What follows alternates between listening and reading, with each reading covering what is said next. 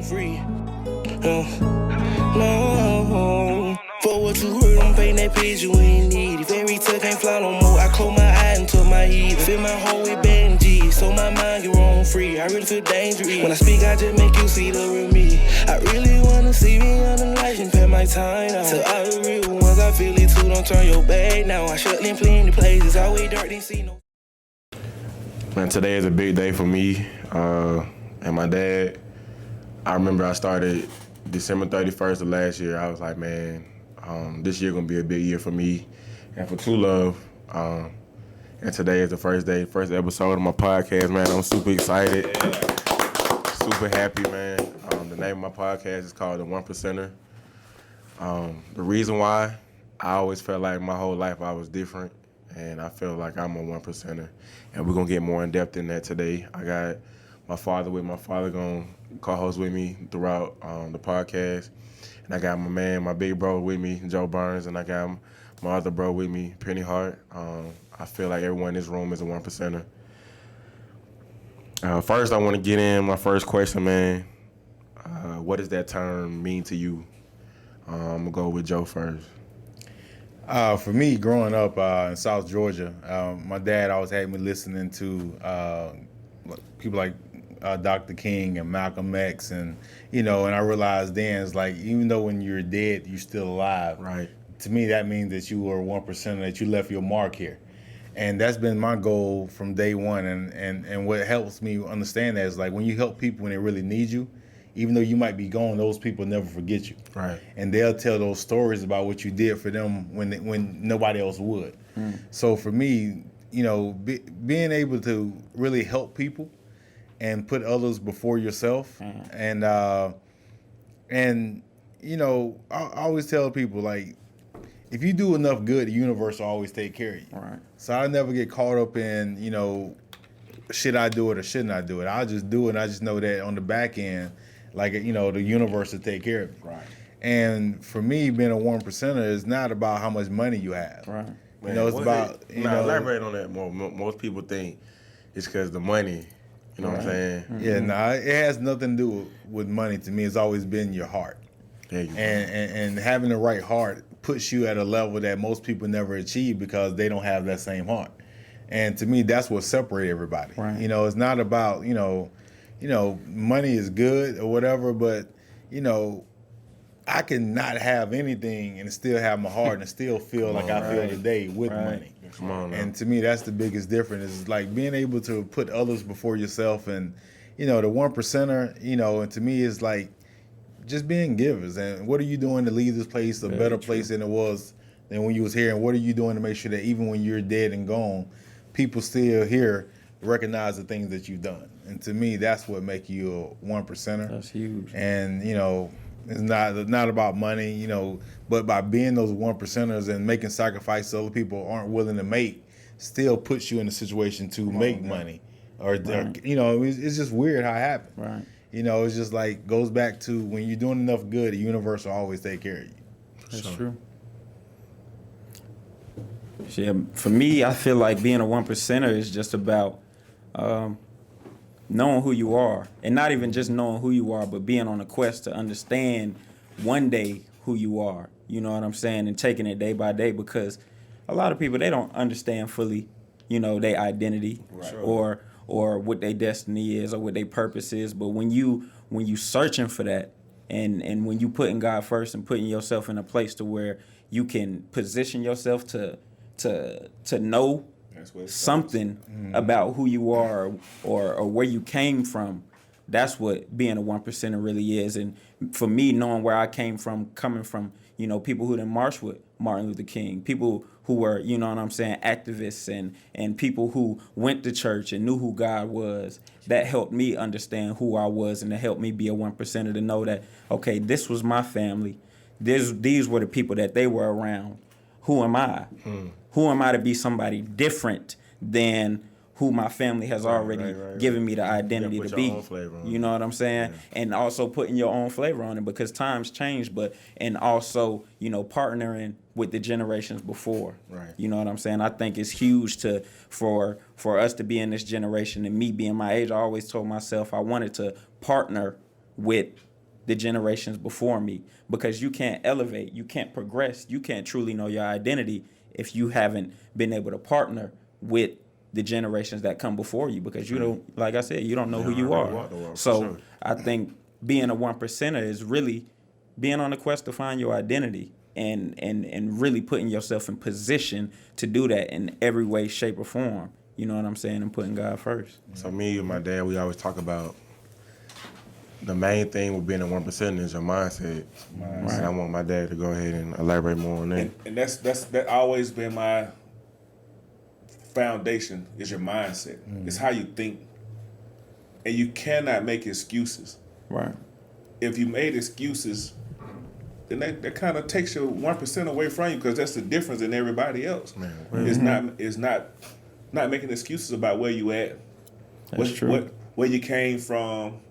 Because once you get grown, you hold your own destiny in your own hand. Yeah, so now you ain't no more excuses. And I got to tell Ed where I came from. At 23 with 6 kids and married. Feel me? Man. You know, and it was destined for him to go. It wasn't a doubt in my mind that he was going to go to school and we're going to work hard. Right. That was a part of the 1%. I'm going to make sure that you're going to understand that you're a 1%er. And it's always been a foundation, man. And it's like I really nailed it home, because where I came from, I didn't have what y'all got. Yeah. So it's like, and I was on my own to make sure that he gets what I didn't have. Yeah. Right. And even throughout life, even like when he was at Georgia State, I rode the bus and paid his. Wow. Feel me? Yes, actually. So it's like, possible true. You feel me? and it always been like that, and he always told me, like, man, you always been a 1%. I'm like, 1%. I'm like, I mean, you know, that's what dads do. Right. You know? The edge. But at the end of the day, I didn't have that. So what I was learning is all from what God gave me. Right. To be able to teach him. And boy, it was tough right now sometimes too. Mm-hmm. And the expectation was there.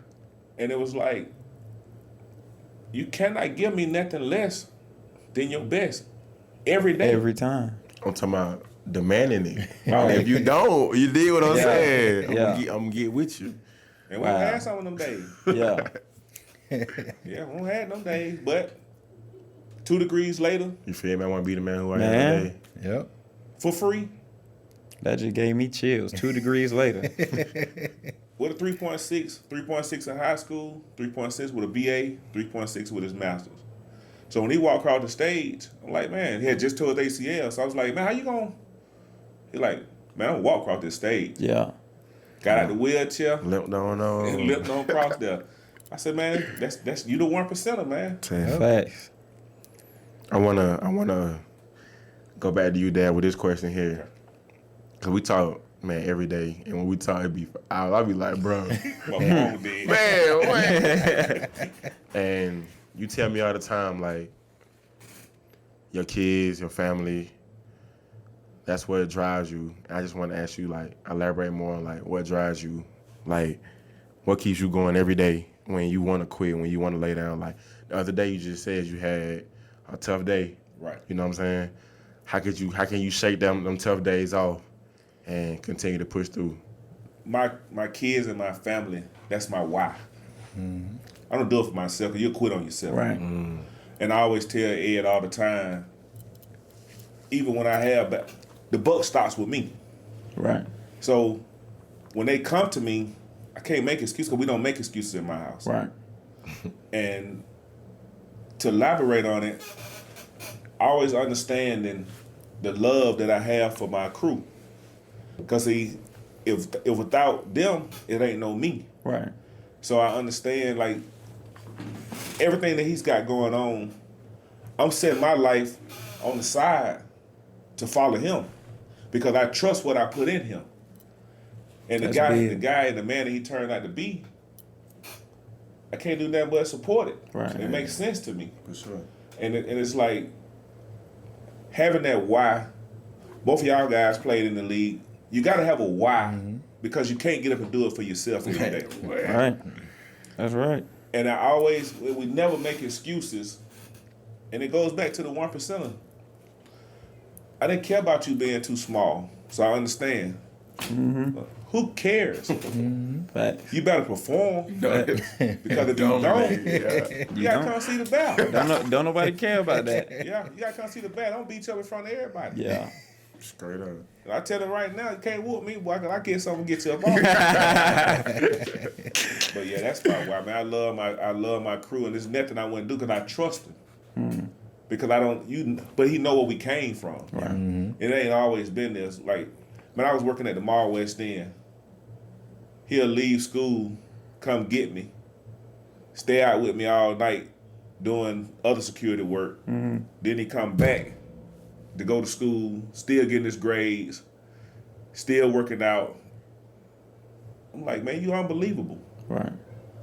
And it makes a dad proud to see his boys be what he couldn't be.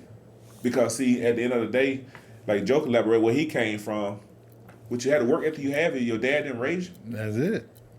You know, and like it's crazy, like, you know, when you're talking about how you push Ed, I was like, man, like that sounds like my dad. You know? and to me, he always laid into me, look, I named you after me. Come on. You know, Hey, me too. hey, don't mess up my name. If you mess up your name, you messing up my name. Right. So that was always, you know, and I had to do a lot to do with my why.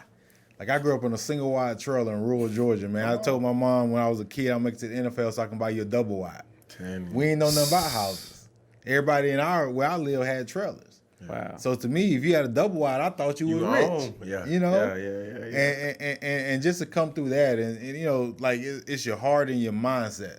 You know, the heart is, you know, I always told people that I felt like I was 6'2", 230, I ran a 3.940. Come on now. Yeah. You know, but then it's the mindset that to take it there, right? Yeah. But man, it's just looking back on that journey and seeing how important, you know, that why is. Because like you said, like if it was up to me, I would have quit a long time ago. Right. You know, I would have quit as an adult. I could have quit last week, but it's way bigger than me. And I can't, like you said, if it was up for me, I wouldn't be where I am today. Right. But it's having something that's bigger than you. And I always tell the guys, like, man, you never believe how many calls I get at 2, 3 in the morning, late at night from guys who came through the program that's in college now. Coach, I don't think I'm good enough. Man, wait. You know? Like, and then you got to talk them through that. Like, no, you way more than enough. You know, and that, you know, that comes from the conversations I had with my dad. Yep. Knowing what to say when people need to hear something the most from you to get them to keep going. Right. So let's talk. That's what's important. It's like being able to inspire others. Right. You know, my family members call me an aspiring bully. If I gotta bully you to inspire you better I'm get do it. what I gotta do. We ain't got no time to waste. That's for real. Yes. So I just peep game. Everybody in this room have their father in their life. Right. So let's talk about a little bit about that, the importance of having father in their life, and the importance of not having a father in their life, and the effect they have on you, especially as a black man. You know what I'm saying? Growing up in America. You know what I'm saying? I tell everybody, I have the greatest father in the world, and I put that on everything I love. This man here, I know I wouldn't be who I am today without him. Right. You know what I'm saying? And I'm truly honored and blessed to have the father that I have. Not only just have a father, but him. Right. You see, like me, I growed up in the 80s. I'm a 70s baby, but I grew up in the 80s, and you know what hit the scene in the 80s, the crack. So both my parents was addicts. So at 15, I got a kid. I'm on my own. At 17, I got 2 kids.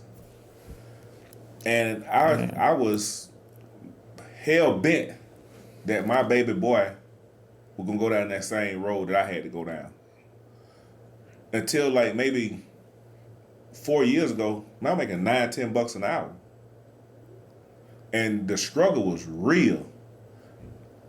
And I made sure he knew what was going on. Hey man, this what we got. Right. I'm talking about sitting down reading the bills to he be like, it's negative. You say, so don't ask for nothing. No shoes, no haircuts, nothing going on. But I worked 3 jobs For sure. to make sure he had. Right. Like I was telling you, I rode the bus while he had a car. Yeah. He had 2 $50,000 cars. I just got my first one. What you talking about? I seen him. And I'm like, I'm 50, and I just got my first one. Right. So it's like, but it was never about me. But I understood what it means to not have a dad. And then when you don't have a dad, man, it really, really means a difference. And like Joe just had his kids, he's 40-something years old, he just had kids, but it makes a difference because guess what? They're not going to lose. At all. Right. They're not going to lose. He'd rather die. I would rather die than see my son lose. Right. And that's what I think the podcast is going to be really about. The foundation of it Yep. is speaking life to men, because you got to be a man. Man, Right. you got to be a man. I don't want to hear all that the new age stuff. We're going to get rid of that. We're going to go back to the old school and working hard. Ain't nobody giving you nothing. Right. Like you said, Penny, you've been undersized your whole life. Man, playing in the league. So how's somebody going to make an excuse? Right. Yep. He proved it. Probably at state, he probably was 175 pounds, 170. That's his heaviest weight. Fact. Yeah. Yeah. For real. But they don't understand. He probably came in at 140 or 150. But you gotta have somebody there that's gonna be a man. Right. That's what's wrong with the world now, man. We losing because we don't. I'm not scared of him. Well, we'll go get it right now. Yeah. That's what we always talk about. We feel like if you got a circle, you know what I'm saying, everybody in your circle, somebody you should be able to check every person in Right. that circle. Yeah. How we brothers and I can't check you. You too big, you got too much money, and I Right. can't say nothing to you, no Right. sir. That means I don't need to be in your circle no more. And I've seen this, especially having a circle, and we go back to having a father at home. A lot of my friends growing up, I was most of the time the only one who had a father at home. Don't understand what you're talking about. And Me too. sometimes it was like, you know, you got to understand it's a boundary for the way you got to talk Come on to now. your friends and Oh, talk yeah. to them, because you had to have a certain type of grace. You also had to have a certain type of, you know what I'm saying, roughness to you to where they understand Yeah. what you really talking about. Yeah. Because for me, you know what I'm saying, I'm not from the streets. And you know what I'm saying, I never claimed that, and I, you know what I'm saying, I'm blessed to have been able to been raised the way I have been. I was born in Harvey, Illinois, on the south side. Moved to Georgia when I was about 2 years old, and you know, with my family, 5 brothers and sisters, including myself. And growing up, my father was always letting us know, like, look, it's certain responsibilities and that you have to take care of all the time. You know what I'm saying? He came from the streets, and you know what I'm saying? I hope he don't mind me putting this out there, but this is my story. Like, he, you know, he was on drugs as well. And he told me he didn't even need to go to rehab. He said he just stopped. It was something I truly feel. I thank God, because for him, my mama moved down here by herself. She was 18. She had my older sister, my other brother and sister. They was up, you know what I'm saying, in Chicago. He's still doing his thing in the streets. And I thank God that he was able to have that moment to where he was like, you know what? I can't keep doing this. Man, well, And came down there and took care of his business. And you know what I'm saying? We could have been in the hood, living good, extra money, whatever the case might have been. You know what I'm saying? But they knew that for me to be where I needed to be, and for my brothers and sisters to be where we needed to be, we needed different resources. You know what I'm saying? And I'm not saying the hood don't have that, but you know how it is. They don't. You know what I mean? So trap. right. Trap. So for my parents and my father to be the leader of our household and make the decision, this is where we need to be regardless. We need to take our family out of this atmosphere that I'm so used to, so I can help myself heal, help my family heal, and so that I can be in position to be there for my family. We got to go move to the suburbs. And that's what it was. But from that very moment, my daddy always put me on game, letting me know, look, it's a consequence for everything. My dad was never the one, you need to go run this hill, you need to go do this, you need to go do that. He was never like that. I remember it was going in after my 6th grade year, I had like 14 touchdowns. I was balling. I was going crazy. Then I'm going into my 7th grade year, and I wasn't working out that year. I was like, man, I'm the man. Can't nobody stop me. Like I had like 4 touchdowns.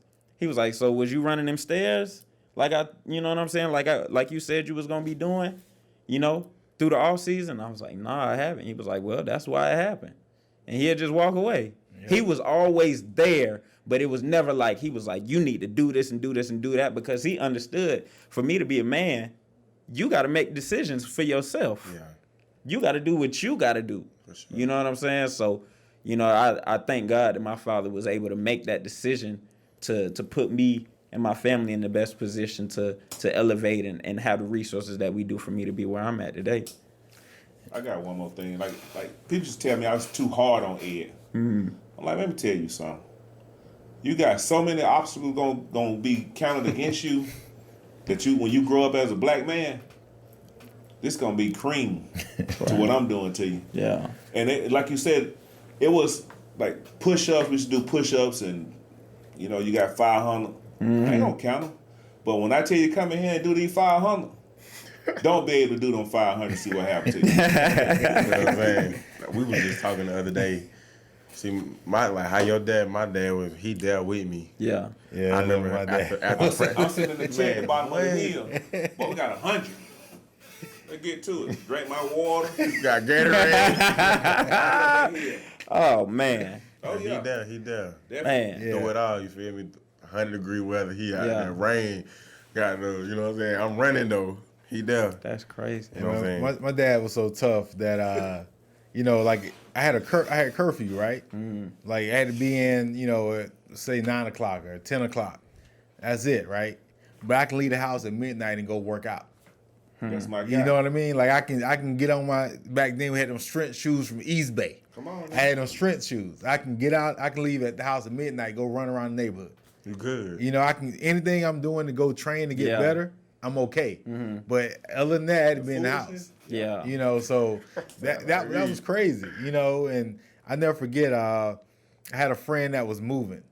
And I realized, you know, moving is hard. And I realized I called my dad, trying to be responsible dad. I'm helping, you know, them move. It's gonna be I'm gonna be late for, you know, curfew. Just want to give you a heads up. And he was like, okay. I got home, I had to sleep in the car. Come on now. Wow. You know what I'm saying? He wouldn't even let me in the house. I called and told him what I was doing and where I was at. And I had to sleep in the car. Who you think you is in my house? You know? The rules ain't changed. Rules ain't changed. You feel the way you want to feel. I thought I was being responsible. Yeah. Like, Doc, I called my dad and doing the move, I'm helping him move. It's, you know, it's taking longer than we thought. You know, blase. That's crazy. Called my dad, still got home to my key work, but he had put the deadbolt on it. Yes, sir. And I remember my sister coming to the door crying, Daddy said I can't let you in. Oh yeah. Like that's how it was. But you know, it made me who I am today. Right. You know, I think the next day we had to ride to go visit a college or something. And you know, he always got his lessons. We had to ride all that time quiet. You know? I Man. wouldn't let Ed ride in the car with his mama. Yeah, it was He should over run. He told me that. You told me that like a few weeks ago. Yeah. No, you riding here with me because we're going to have these lectures. from the time. He told me you use a little bit more vulgar language. You Yeah, a little bit of something it's too. a podcast. Yeah. You ain't riding with your mom, with you? I was like, Man, wait, I didn't play none of them games. But one of the best things I've seen to help me after sports is, you know, the thing that I loved about football when I look back and reflect on everything is being in that huddle. right. You know what I mean? What?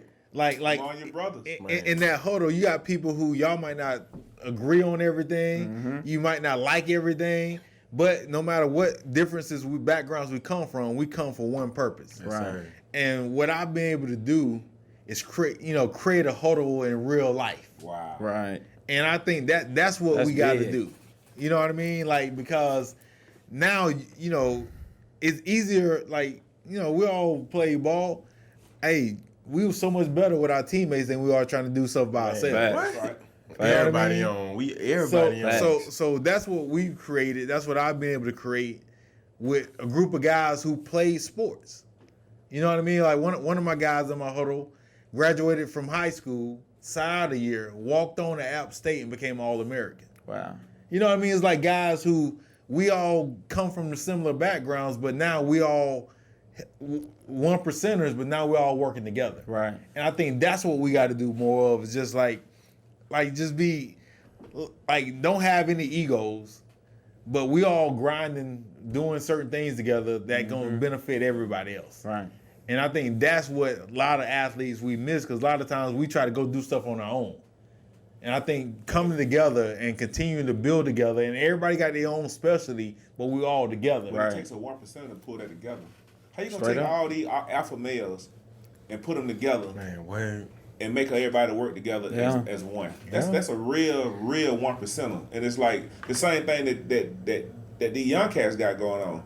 And I admire it, because guess what? It's hard to deal with us because we're gonna get jealous. Yep. And it's enough for everybody. Right. I always tell the crew, I said, look here, y'all. As long as nobody get greedy, we can do this forever. Straight up. Do it forever. You know what I'm saying? As long as everybody leave their egos at the door, nobody get greedy, and everybody okay with what you get, we can do this forever. Straight up. Man, we doing projects. Doc, I heard it. just got a $4 billion deal I'm doing in Africa. Oh my What'll God. You know what I mean? Like, I just got a deal where we doing some work in Dominican Republic. Oh, for sure. You know, just doing a huge development right south of Atlanta. You said billion? With a B. Yes. And a part of the group also, we've raised $507 billion. We're finna do something that's never been done. And everybody who's on these projects are all athletes. Don't play with him. Wow. You know? But it's just pulling us all together. Like, think about it, man. Our mentality, like what sports, the mentality we had to have to play sports I tell at the everybody level that we that. played. Imagine putting that same Something energy, else. effort, and mentality Man. to just regular stuff. You bring stuff to Win life. taught me that, because that's what I'm trying to put together now. Not with a B, just with some thousands.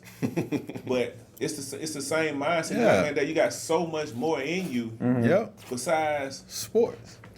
sports. You start to bring stuff to life. Yeah. Like that hat, that shirt, Yeah. like this chain, You feel me? like this This shirt. shirt.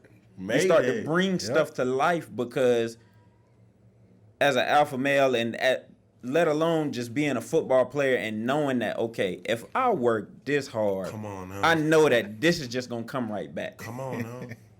So being able to tap into that, you like, okay, I mean, somebody talking about they want to create a clothing line, or they want to start doing music, or whatever the case might be. You're like, okay, do it. The Hart shirt. Yeah. Yeah. No penny. I seen him on TV. They gonna buy Joe Burns Yeah. shirt. I seen him on TV. I seen Ed Curney on the side of the building.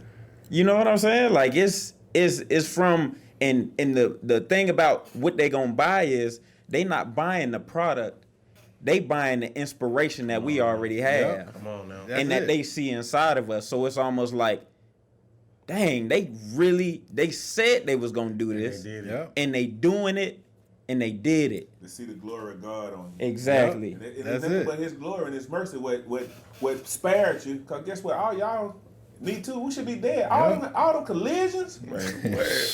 My mom always said, her favorite saying, baby, they see the glory, but they don't know the story. Man. Right. You know, and that's it, man. But, you know, my advice to all the younger guys, create your huddle. Right. You know what I mean? Don't try to go through this life by yourself. It's Right. too hard. Man. You know, Can't do get a it. group of people, get a group of men or women, whoever you're going to be on your team. And y'all might be different, but as long as y'all going in the same direction for one direction. purpose, that's all that matters. I tell everybody that. I say Jesus Christ had 12 disciples. Yeah. Right. He was perfect. And you think you not gonna need nobody? Yeah. Come on now. You can't do this by yourself. At all. I Right. remember when I first started back in January, man, I hit up big bro. I said, bro, I think I need your help. I was like, man, I wanna like collab with Rising Seniors. And he invited me over. He was like, man, come on over. So I chopped it up with him about it. And Rising Seniors is the top juniors getting ready to be seniors in the state of Georgia. They play in the All-Star game together. I played in it, man, a long time ago. 2012. Man, we getting old. Golly. We getting old. Keep having birthdays. Man. And you were the last kid to get picked on the team. Yeah, I was last kid. Yep. From playing Down there, Adam top. Choice them. Yep. Dang. That was That's crazy. You had to. You ain't no Yeah. choice. Then when I came over there chopping up with him, and what I thought was gonna be like, man, of course you can come speak, because I spoke before. I spoke the year right after I graduated from high school. When I went to college, I came back and spoke to the young guy. I thought he was gonna be like, man, you can come speak. But this man told me, you can have it all. You can take the whole Rising Seniors. It's yours. Man, I'm in there. I'm like, bro, I'm about to cry. Like, I hugged his neck. Yeah, because like, you know, the good thing is like I realized that at some point in time it got to be somebody else. Pass baton. You know what I mean? So when the program first started, you know, I was gonna go out, raise this money. I'm thinking everybody gonna support it. It's a good deal. It's free, whatever, right? So, man, it's like a month for the program. I ain't raised no money. I got to do it. Man. You know, I can't just not do it. Yeah, So I had one more meeting. I had a meeting with the gentleman from AT&T, right? I go in there, sell it. He's like, we want to own this. And he was like, how much does it cost to own it? The only bill I was thinking about is a hotel bill. Yeah. I said, $50,000. He's like, okay, let's go. Just like that, right? Wow. So now the rest of it had to get paid for. You know what I mean? Equipment. So first year, man, like I was easily out of about $60,000. You know, and that's what I'm telling you, man. Like I give so much, man, that I don't even bother me no more. 'Cause I know it'll come back some kind of way. Yeah. You know, and that's what keep a lot of people, I think, from being where they need to be or who they need to be because they so worried about giving. Right. You know what I mean? It's like sometimes you gotta like.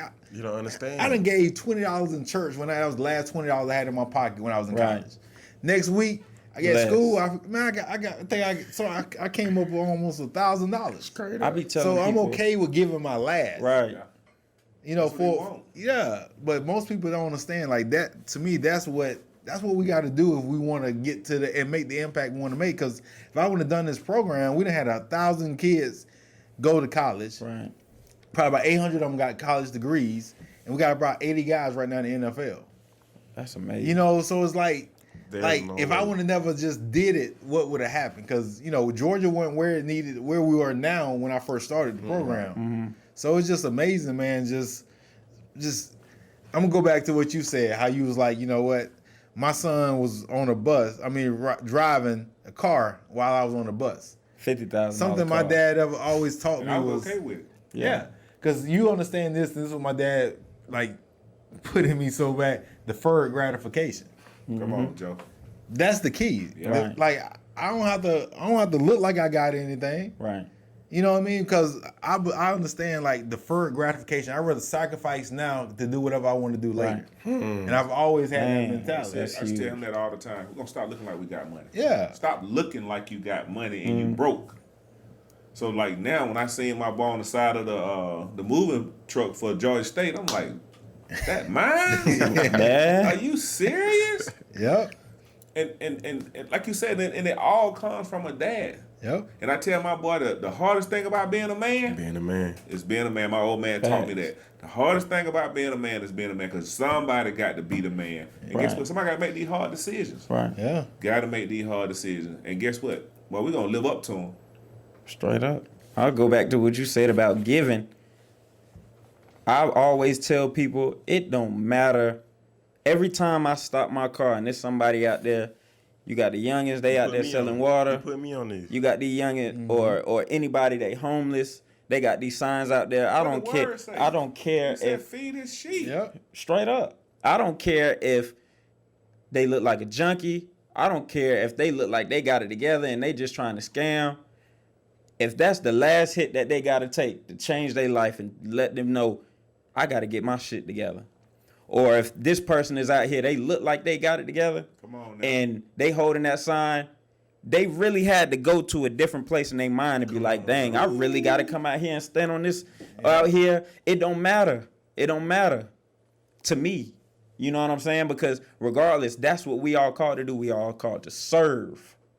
That's what it. That's what it is. I told my coach, Nate Carroll, my receiver coach at Seattle.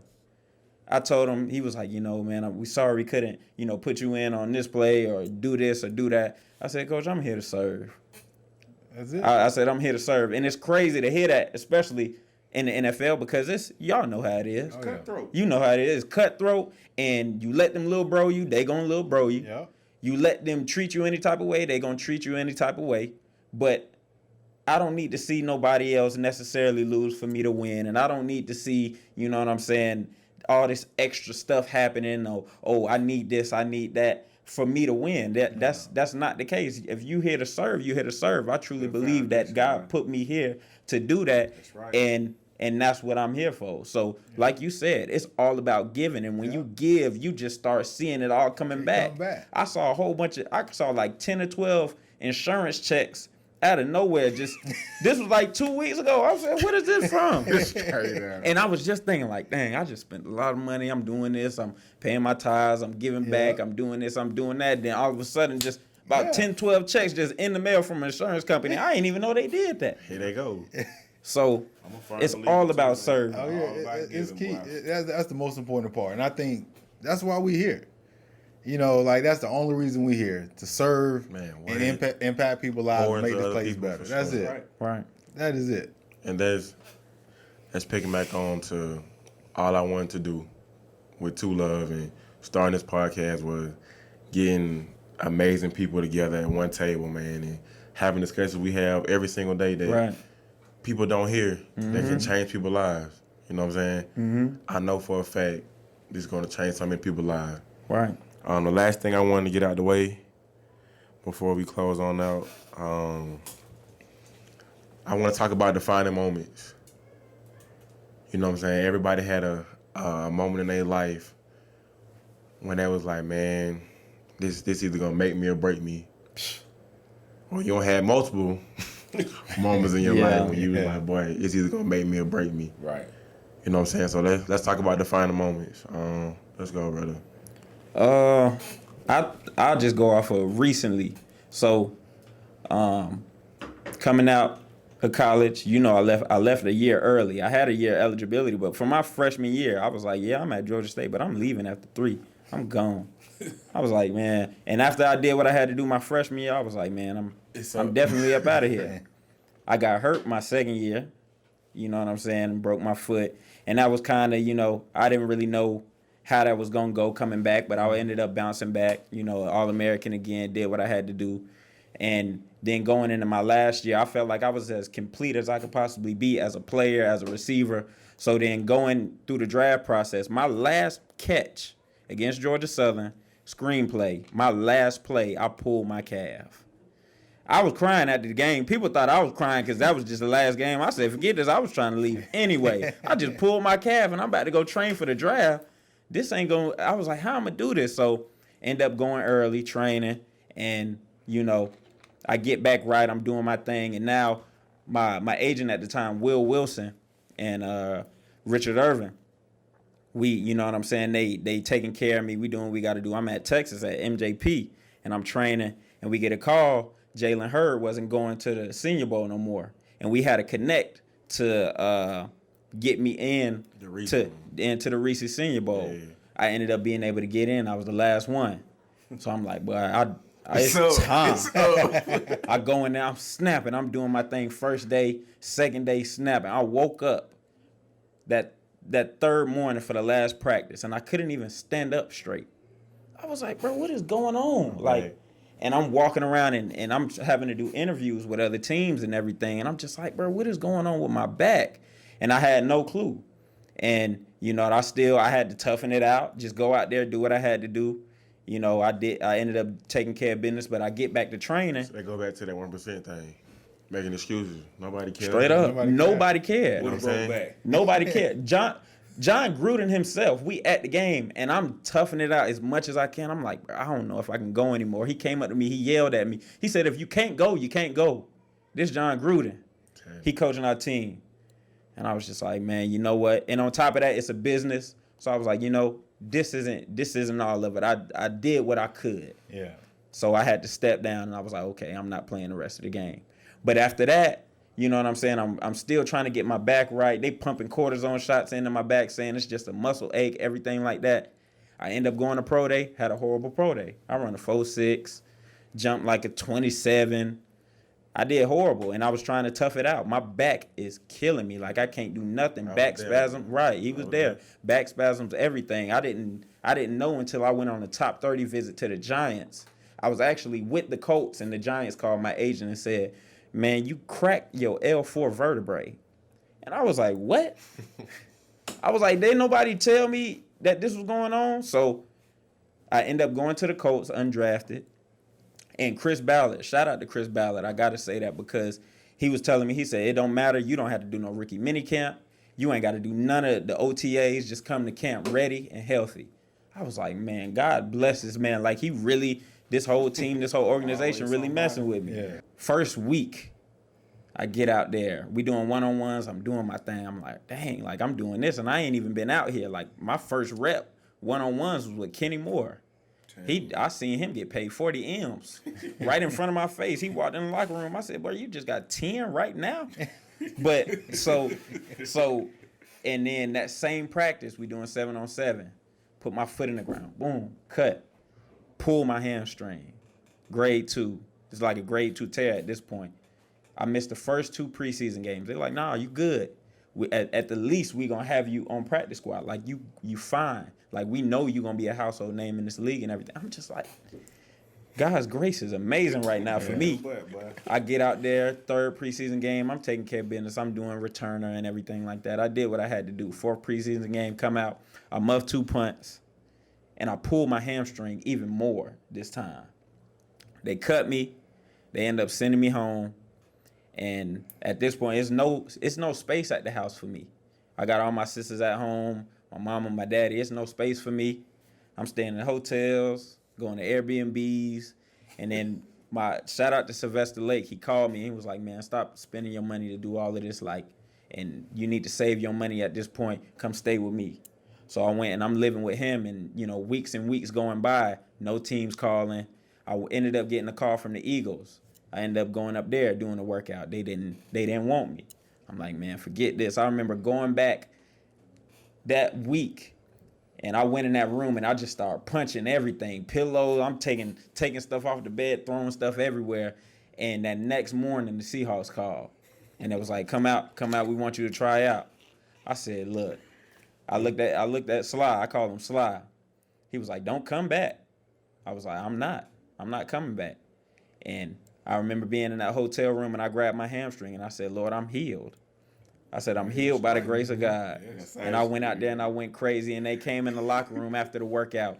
He was holding 2 boarding passes. He handed one to one of the dudes, and he was like, Penny, where's the other guy? I need to hand him this. And I said, this is really about to happen. He went and handed it to him. He was like, yeah, we're going to go ahead and sign you.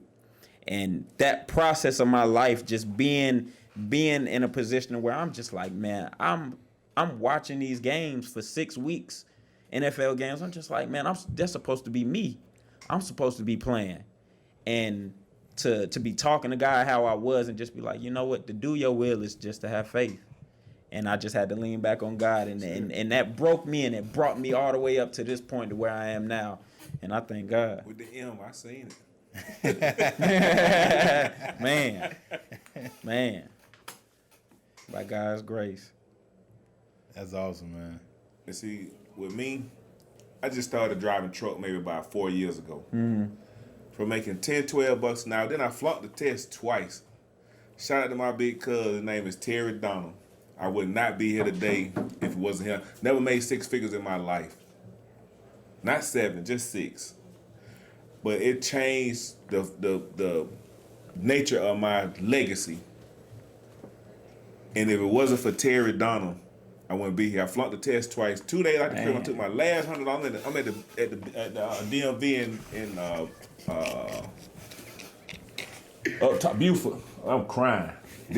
How I'm gonna call this woman and tell her I ain't passed the test?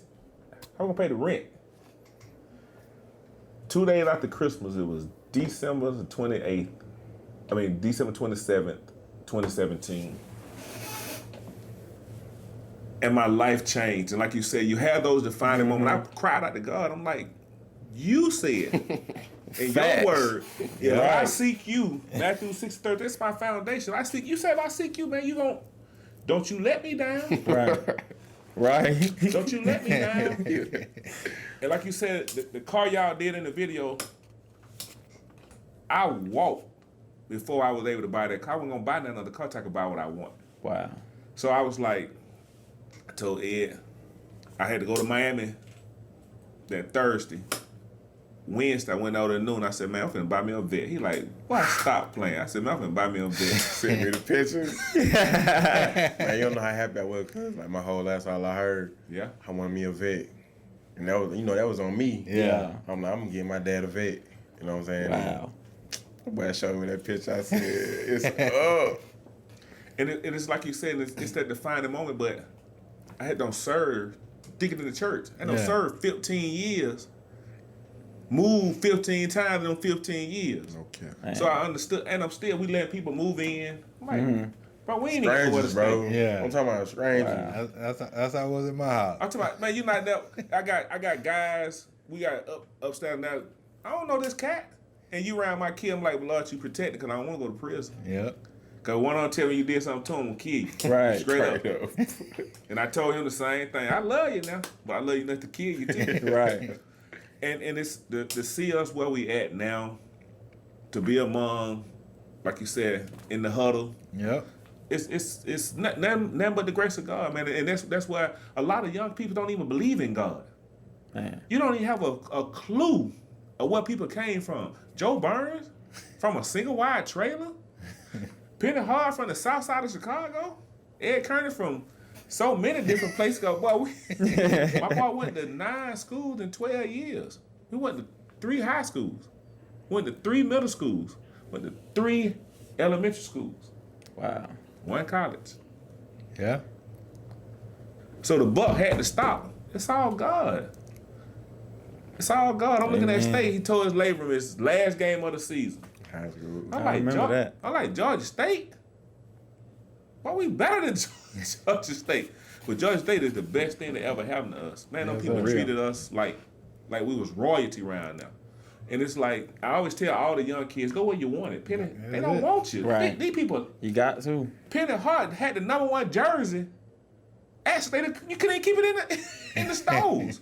So why would you not go Joe Burns that Tech? Like you said, everybody came to pack it out, boy, to see Joe do his thing.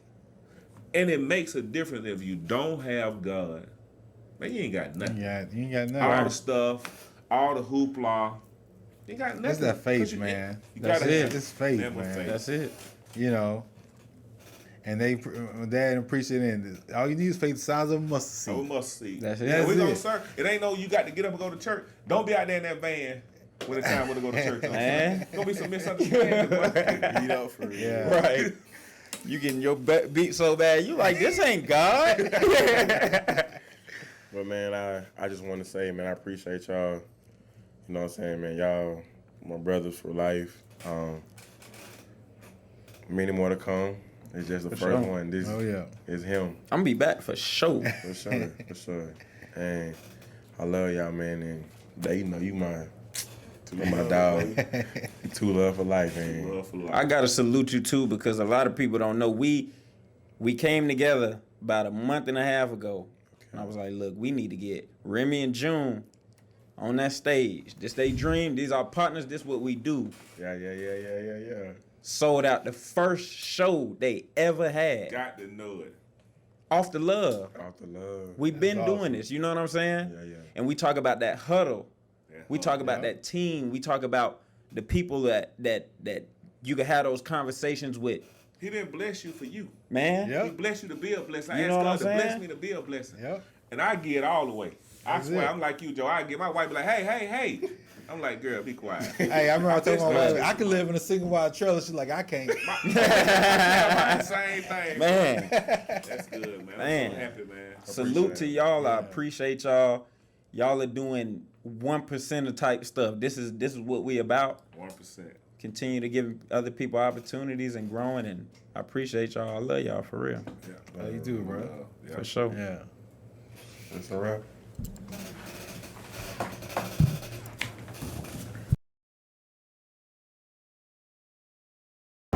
Man, I hope y'all enjoyed my podcast, The 1%er. Make sure you go like, comment, and subscribe. Let me know what y'all want to see on the next episode. Too love.